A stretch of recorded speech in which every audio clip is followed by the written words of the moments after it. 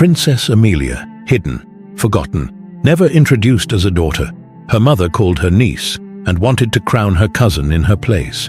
In a world where beauty was power and a birthmark was shame, she was the family secret. But the palace needed brides, and Prince Thomas had to choose. So even the girl they tried to hide was summoned to the masquerade, not out of love, but out of duty. What no one knew was that the girl they rejected would turn their perfect world upside down. This isn't a Cinderella story.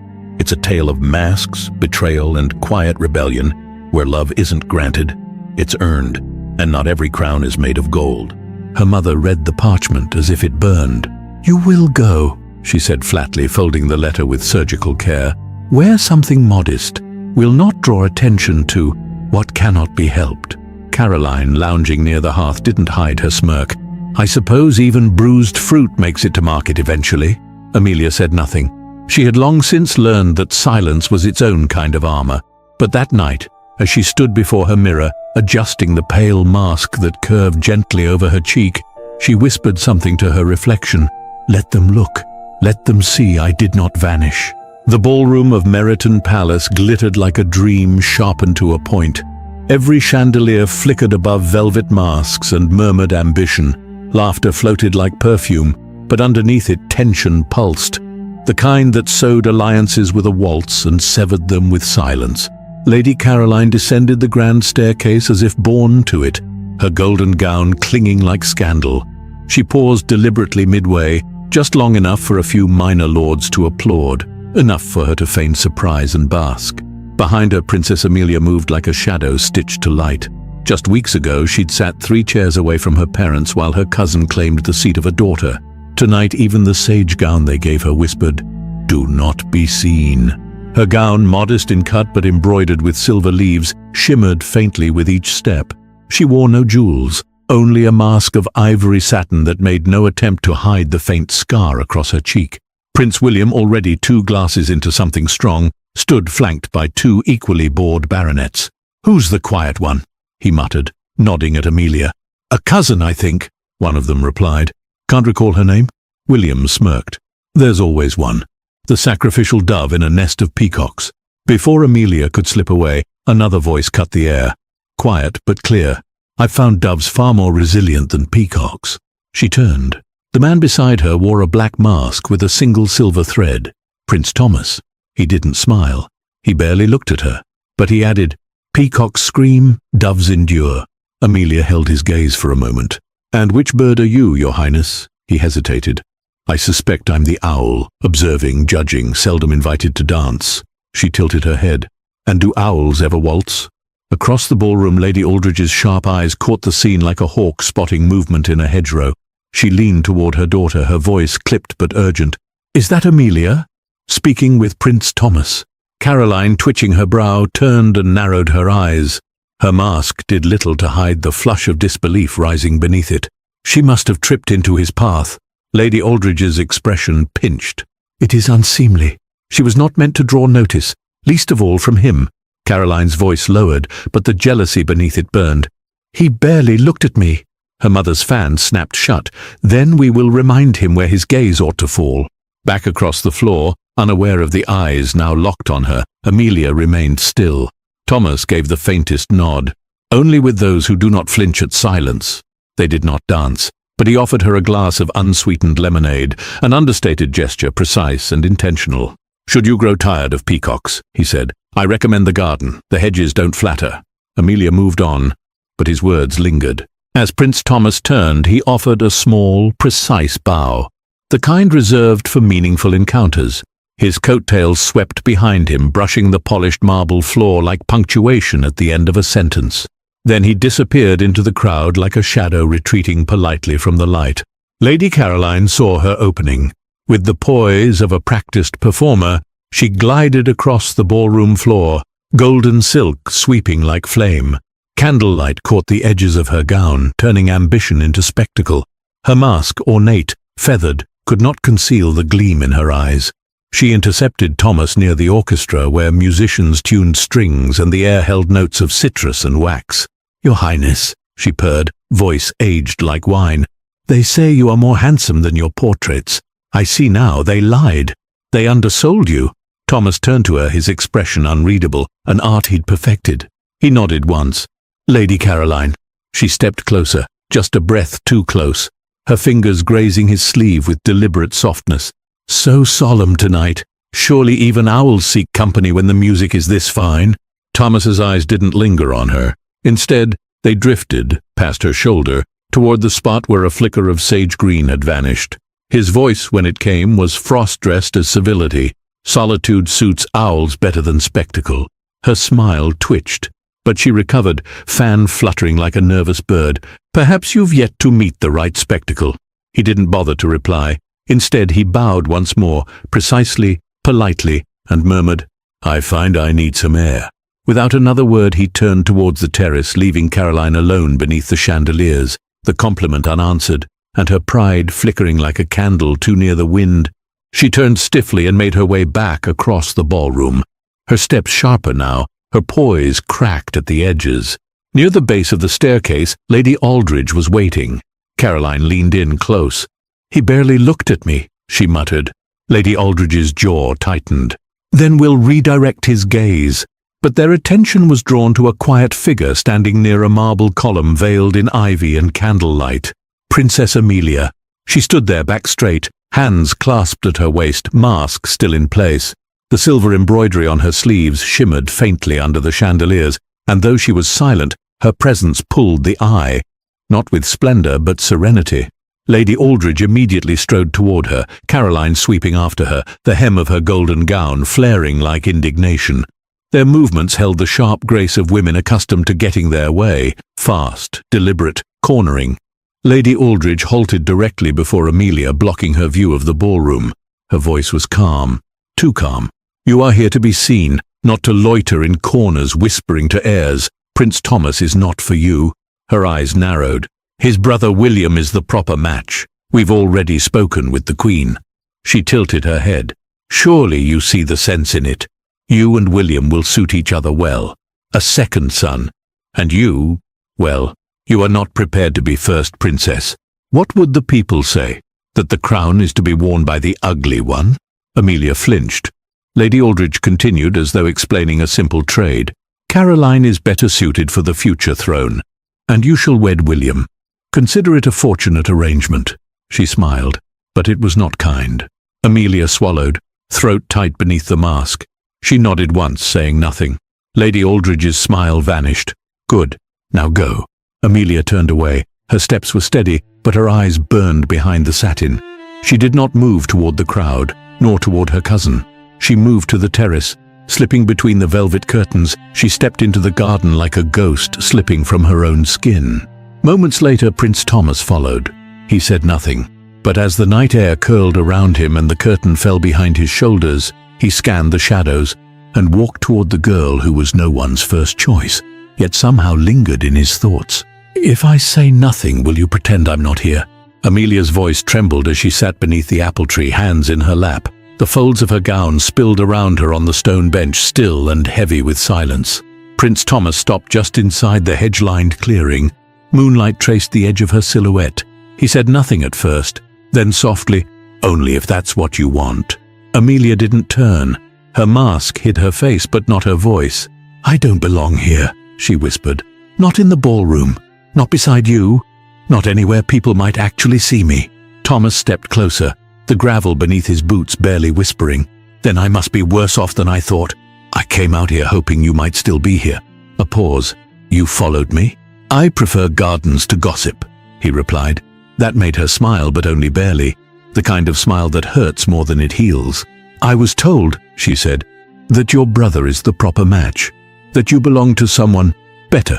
"And do you believe everything you're told?" he asked. Amelia turned now, slowly. She lifted the mask from her face. She did not hide the mark on her cheek. She did not apologize for it. Thomas looked at her, not startled, but like someone seeing clearly for the first time. "You were crying," he said gently. "Is that why you left?" "I left," she replied, "so I wouldn't start screaming." He sat down, not too close but near enough that his warmth cut the chill. "You wear the mask," he said, "but I think you're the bravest person I've seen all night." She blinked fast, breath catching. "Don't say that." "Why not?" "Because if I believe you, I might never put the mask back on." He didn't smile. He only said, "Good," and the garden held its breath. A voice sliced through the air. "Oh, Amelia, dear, there you are." Lady Aldridge stepped through the hedges, voice sweet, eyes sharp behind her mask. Caroline followed, her golden gown trailing like bait in moonlight. Lady Aldridge offered Thomas a graceful nod. "Your Highness, I do hope my niece hasn't been a bother." Amelia froze, her hand tightening around the mask she'd just removed. "She gets quite sensitive when she's overtired," Lady Aldridge added with a smile. "Cries easily, becomes anxious, dramatic. I'm sure you understand." Thomas frowned. "She seemed fine to me." "Ah, yes now," she replied. "But the Queen expects her tomorrow for the final discussions with Prince William." Amelia dipped her head. "Yes, my lady." Lady Aldridge turned back to Thomas. "She's had a long evening. Best to get her properly rested." Her tone remained soft even as she added, "She is my late sister's child. Sweet girl, but not quite prepared for prominence." Amelia said nothing. She walked ahead, her shoulders rigid. Thomas stood in the hush she left behind. The scent of crushed petals lingered. He didn't go back inside. The carriage was waiting, not for Lady Aldridge and Caroline, but for Amelia. The footman held the door, but she didn't turn back, not once. Lady Aldridge gave instructions briskly, told the driver to take the girl straight home. "No stops," she added, "and no talking." Then, with the soft click of heels on gravel, she returned to the ballroom. She and Caroline lingered, waited, for Thomas. Surely he'd return, but the waltz played on without him. An hour passed. Then two. Faces thinned, laughter faded. The musicians began quietly packing their instruments. Still he did not come. By the time Lady Aldridge requested their carriage, only 5 guests remained. Her smile was brittle, Caroline's silence louder than scorn. They left without ceremony. The door to Prince Thomas's chambers clicked shut behind him. He didn't light the second candle. One was enough. Too much light made it harder to think. He slipped off his coat, hung it neatly, then moved to the window. Outside, the moon carved silver edges into the garden hedges. The same garden where a girl with quiet eyes had said nothing, and still, somehow, said everything. He poured a glass of water but didn't drink it. Instead, he leaned on the edge of the table and muttered, almost amused, "Sensitive when overtired." The words had replayed ever since Lady Aldridge delivered them like gospel, and the part about Amelia not being ready for prominence. The girl he met in that garden didn't seem fragile. She didn't seem foolish either. "She knew when to say nothing," he murmured. "That's more wisdom than half the court." He turned from the window. His thoughts shifted. William. Of course. His brother had always been the centerpiece. The mirror's favorite. All charm, no shadow. But the idea of Amelia, that girl, marrying him. Thomas exhaled hard, rubbing the bridge of his nose. "She'll be starved," he said aloud. "Starved for affection, for attention, for basic decency. William wouldn't even notice." He paused. And why her? Why her for William? That's when it started to itch at him. That subtle, invisible thread pulling at the back of his mind. Caroline, Lady Aldridge. Their timing, their presence, their insistence. He gave a short, sharp laugh and sat down heavily. "I'm to choose a bride, and the choices seem to be the girl who tried to sell me a compliment like a coin purse, or the girl they keep trying to hide." He leaned forward, elbows on his knees, voice low. "One flutters, one disappears." He shook his head. "I don't trust either of them, but at least Amelia didn't pretend to shine." Outside, the night deepened, and Prince Thomas, heir to a kingdom, sat alone, unsettled not by war, not by duty, but by the way a single encounter made everything else feel staged. "The Queen will see you now." The words came softly, but they scattered every thought Amelia had been holding like fragile glass. She rose from the velvet settee, hands smoothing the same sage-green gown, pressed, repaired, and reworn from the night before. The faintest scent of lavender clung to her sleeves, not from luxury, but from the soap used to wash away yesterday's tears. It was morning, but the palace was already humming with expectation. Caroline and Lady Aldridge stood just across the corridor, whispering behind gloved hands as though they hadn't waited 2 hours for the same summons. Lady Aldridge caught Amelia's eye and smiled. Not warmly, but with the cool satisfaction of a woman whose plans were proceeding as intended.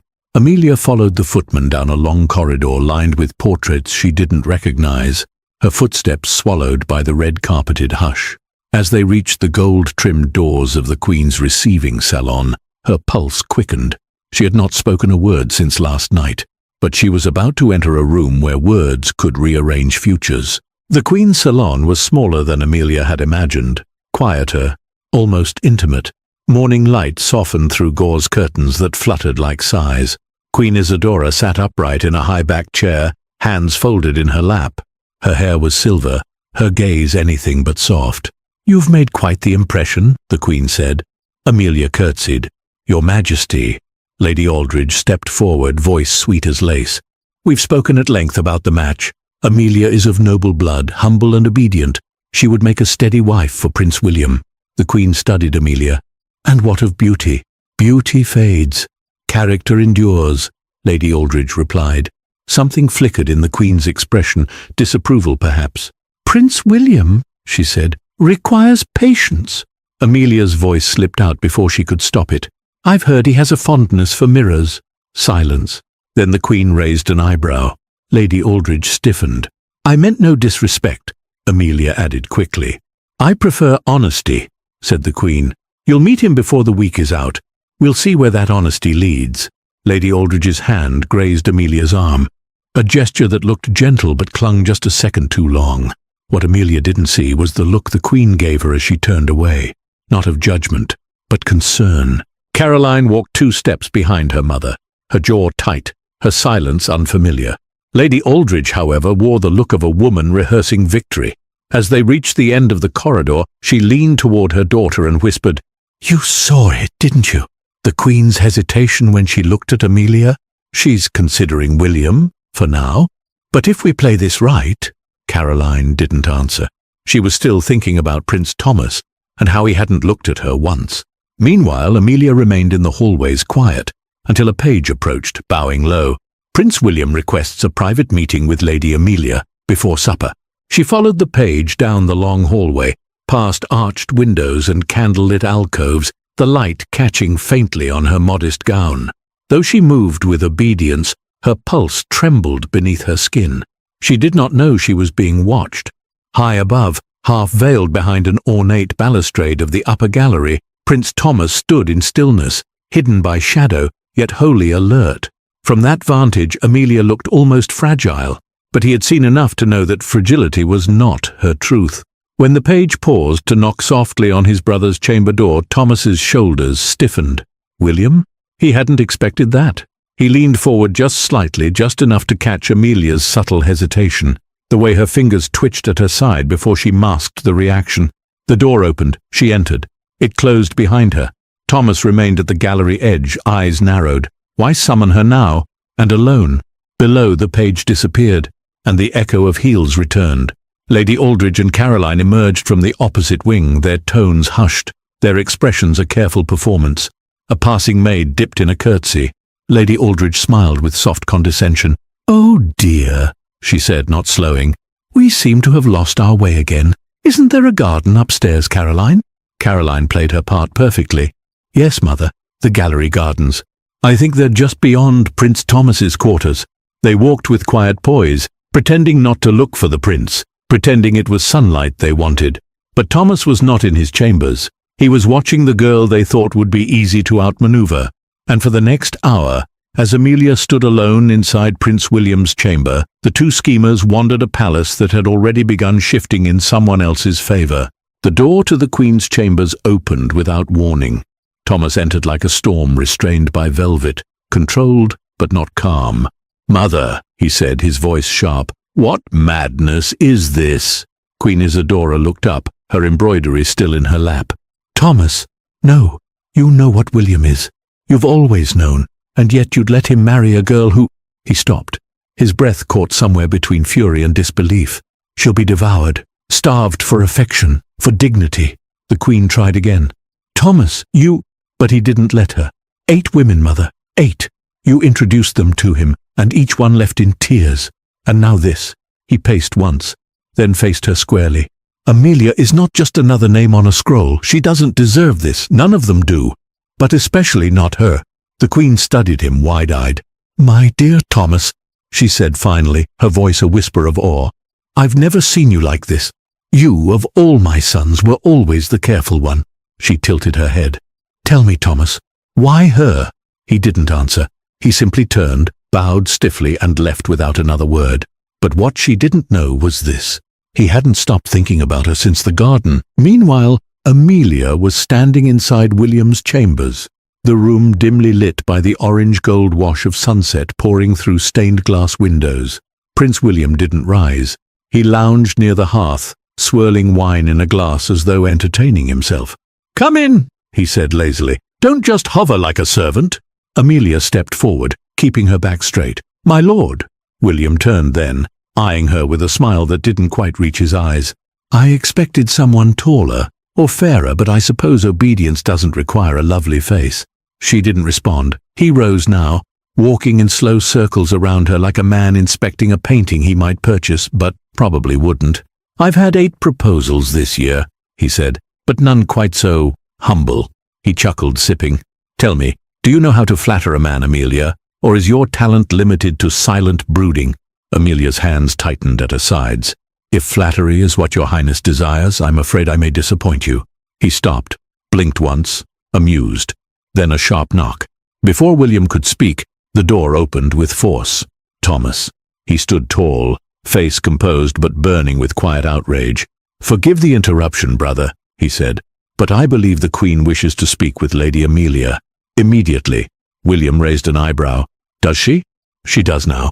His gaze cut to Amelia. "Come." Amelia didn't hesitate. She walked past William without looking back. The moment the door closed, Thomas's hand gently touched her elbow, not possessive but grounding.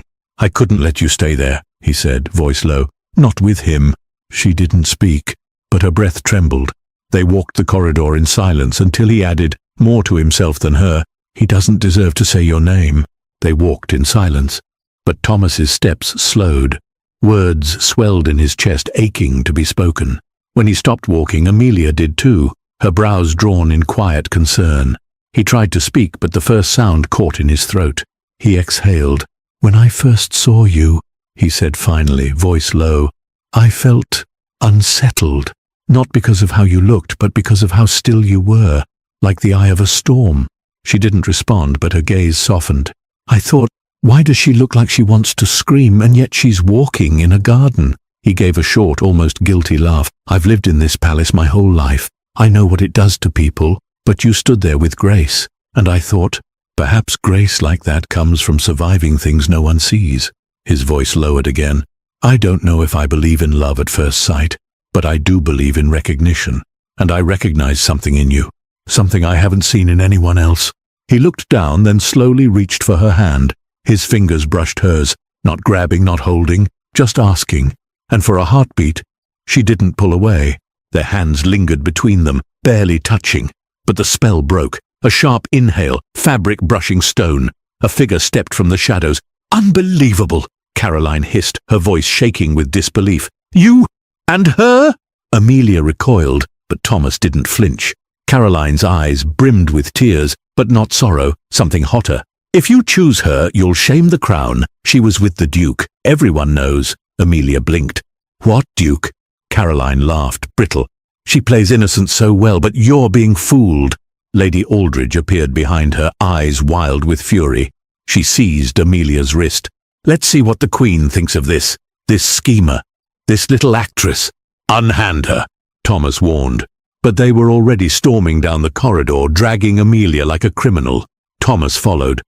The sun had begun to dip, spilling long shadows across the marbled floor of the Queen's chamber. Amelia stood trembling in the doorway, her hair dishevelled, eyes wet, breath unsteady. It felt like standing in a courtroom, waiting for a sentence. The Queen sat in her chair, still and unreadable, and beside her, partially obscured by the soft gold curtain, stood a man, tall, composed, facing away. Lady Aldridge didn't wait. "Your Majesty, this girl has deceived us all." But the man turned. Caroline froze. Her breath caught like a noose around her neck. "Caroline," he said, voice smooth as silk and sharp as a blade, "I hadn't expected you." The Queen raised an eyebrow. "You look like you've seen a ghost." Caroline's voice barely came. "No, have you met my nephew?" the Queen asked gently. Caroline's lips parted, but the man spoke first. "Yes, Aunt. We met once, at a ball. She, if I recall, was quite taken with the idea of becoming a duchess." Lady Aldridge turned sharply to her daughter. "Caroline?" Caroline looked trapped. "Mother, that was your idea." The Queen lifted a hand. "Enough. I've heard all I need." She turned to Amelia, who still stood near the door, eyes flicking between them all like a child lost in a storm. "Come here, child," the Queen said. Slowly, Amelia stepped forward. The Queen's nephew bowed his head. "My apologies, Lady Amelia. Your name should never have been on her lips." Without warning, Lady Aldridge turned on Caroline. "You ruined everything. You used me," Caroline snapped. They stormed from the chamber, their shouts echoing down the hall like the cries of wild geese, loud, desperate, undignified. And then, silence. A silence so deep, so holy, it felt like the whole room had been waiting for it. The Queen stood slowly. Her eyes, wise and glimmering, rested on Amelia. "Oh, my dear," she said softly, "you have walked through fire, and never once begged for water." She looked at Thomas next. "My son," she said, "once I feared you were too gentle to rule, but when you stood for her, without fanfare or strategy, I saw a man worthy of a kingdom." Thomas bowed his head but didn't speak. "I once thought a union with Caroline made sense," she added. "I was wrong," Amelia whispered. "Caroline was never the one." The Queen nodded. "No, a heart like hers cannot warm a throne, but you are different." She stepped closer. "I know she is your mother," the Queen said gently. "Not your aunt," Amelia's breath caught. "And I know the world praises flawless skin and perfect smiles, but I've learned just today that beauty, true beauty, is something else entirely." She turned to Thomas. "I saw it in her silence, and in your voice." Later that evening, Amelia stood alone by the palace window, watching the last light stretch across the gardens. Her reflection stared back, no longer just a girl who was overlooked. A quiet knock. Thomas entered, slower now. No urgency, no fire, just him. "I thought I might find you here," he said. She didn't turn. "You always seem to find me." He stepped beside her, his hand brushing hers again. This time she took it fully. "I'm not asking for your answer now," he said. "But when I ask, I'll ask not as a prince, just as a man." She finally looked up at him. "And I'll answer, not as a girl who was chosen last, but as a woman who finally chooses." They smiled. The girl once called ugly was never lacking in beauty, only in witnesses to it. But now, the right eyes had finally seen, and the palace would never be the same.